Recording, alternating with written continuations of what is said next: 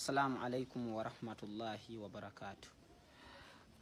Ndi wano olwaleero ng'ensonga endese yakwebaza bafutu soja mwenna mu ggwanga n'ebweru w'eggwanga mu diaspora mwe abakozesa social media n'abo abali wansi ku ground aba protecting omukulembeze waffe mbagamba nti mwebale kukuumira president waffe mu ntebe gy'alimu mu kiti ky'alimu kozi muba butabammwe osanga nakyemalira yali badde yatuukiriza engombo kye yali yateesa okukola nti 2026 walituukira tewajja kuba opposition mu Uganda muba butabammwe kyali badde kyatuukirira dda ng'akozesa bano abasajja saawa zino betulabako betwali tumanyi nti be bakulu mu byobufuzi era ne basembezebwa president waffe ne tugamba nti tumaze okukikuba kumbe nga nkwezengezize kumuli amulukwe ne mugezaako okutema byonna bye bajja ne boogera ebyekisiru ne mugezaako okubitutagululira ne tubitegeera sinza kuva mu video eno nga sebaziza ticha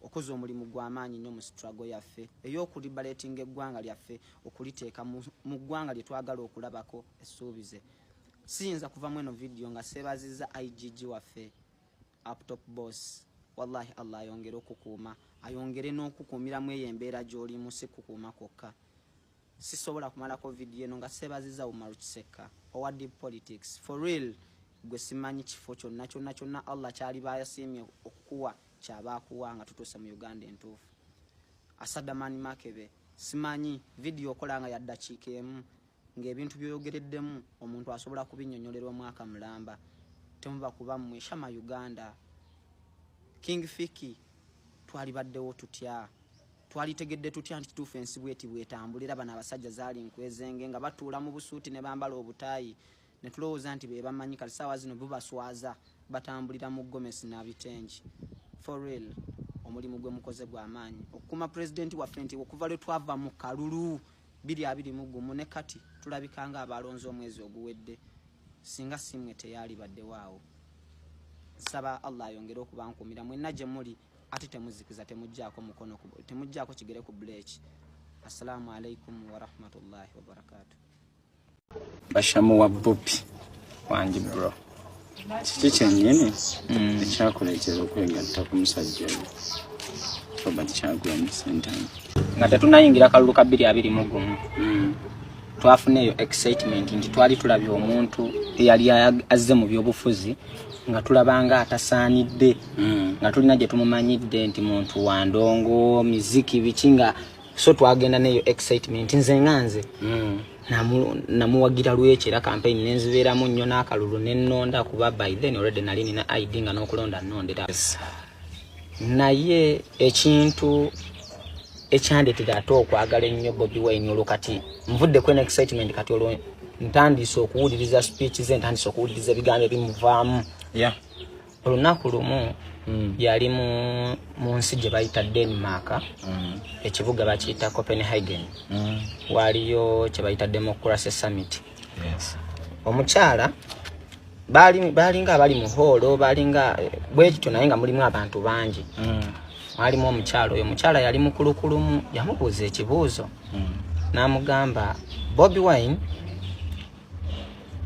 you are an artist you were an artist and made a transition to be a politician why did you decide to take that step kasajja kalina engeri gye kaddamu ebibuuzo biri ebyaddala nali ku ssimu ne mpulirira ddala nga yalinga asindise bo mu mutima gwange nti kati nina kumwagala ku mpaka Bobi yaddamu ekibuuzo n'agamba omukyala nti I did not decide to take that step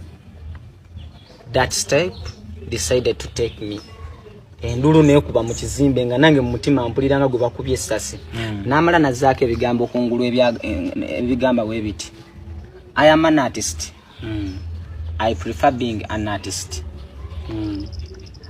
but because there came a time when the intellectuals were either so scared or compromised and there was this attention that comes with music the attention that we get from the young population that we had so I decided to rise to the occasion and represent what I believe in. That is freedom, that is democracy, that is human rights, that is equality. Wow. Wallahi nali ku simu Simon, mama wange, tata wange, ne bana Uganda mwenna gye muli.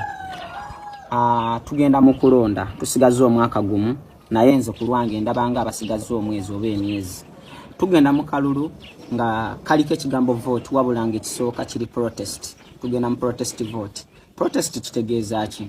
Protest kubanga kubanja muntu ng'ogamba leero oba oyagala oba toyagala wakiri onzitanga ne woba okikakasa nti tomusobola olina okulwana oba bakuyambako onaayambibwako bonna abanaasobola okuyamba naye ng'akusasudde.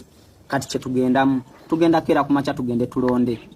Bwe tumala okulonda tugenda kuuma akalulu. Bwe tumala okukakuuma balina okutulangirira either by force oba mu ngeri naye nga tulina okulangirirwa.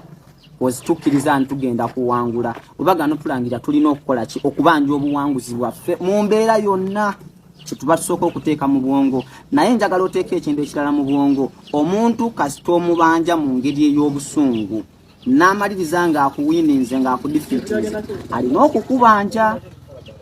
Bw'okera ku makya n'olonda n'okuuma akalulu n'otandika okukabanja olina okuzikiza okuza ekigere emabega ng'omaze okuwangula. Wabula we bakuwangulira suubirayo oyo yakuwangudde naye okuddamu kubanja olowooza agenda kubanja atya? Amakubo sawa zino kwe tutambulira mabi naye nkakasa nti alina amaanyi agasobola okuddamu okugafuula amabi okusingako ne saawa zino gye tulimu. Amalwaliro temuli malagala. Abantu baffe bagendayo ne bafiirayo. Tugenda tuuka ekiseera nga tokyasobola na kumusitula kumutwalayo ng'okimanya agenda kufa kuba bagenda kugonoonera ddala ng'akitegedde nti tomwagala. Amasomero mabi abaana saa zino tebakyasoma, tebakyafuna nsoma nnungi. Bagenda tuuka ekiseera nga tokyalina na budde bumutwala kusoma nga byonna abyonoonedde ddala naye agezaako okukubanja nga wali omubanja obuwanguzi bwo n'akusinga. Bwe bukera ku makya ne tusituka ne tugenda okulonda temussa mukono. Bannayuganda tulwanire kumu. Bazadde baffe bayinza obutasituka, ffe abato ffe tuba tusituka. Bo baalwana ebyabwe balabanga abapondoose. Tukyalina amaanyi, tulina bingi bye tusuubira okubeera mu maaso gaffe mu future yaffe n'abaana baffe be basinga. Tulowooze ku baana be tuzadde. Tulina abaana ba myaka 3-4 mu myaka 2 bagenda kubeera wanga nabo balinga mu bulamu obulimu obwaffe ng'ate buli even worse than obwaffe bwe tulimu.